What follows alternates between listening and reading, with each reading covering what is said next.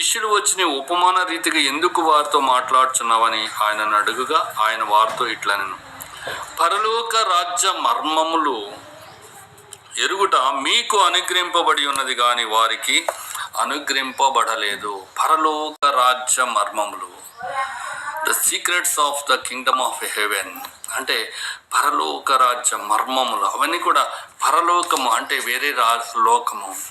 మరి ఆ రాజ్యము మనకు కనిపించట్లేదు, కానీ అది ఉంది. స్వర్గరాజ్యము ఎలాగుంటుందో మనకు కనిపించట్లేదు, కానీ అది ఉంది. That's mystery. దాన్ని ఏమంటామంటే మిస్టరీ అంటూ ఉంటాం, మర్మము అంటున్నాము. మరి ఈ యొక్క మర్మము అనేకులకు అనుగ్రహింపబడట లేదు, అనేకులకు తెలియట్లేదు. పరలోక రాజ్యానికి వెళ్ళాలంటే అదంతా మర్మముగానే ఉండిపోయినటువంటిది ఉంది. కనుకనే దీనికి దైవ మర్మం అని చూస్తున్నాం. పరలోక రాజ్యం యొక్క మర్మాలు మరి మనము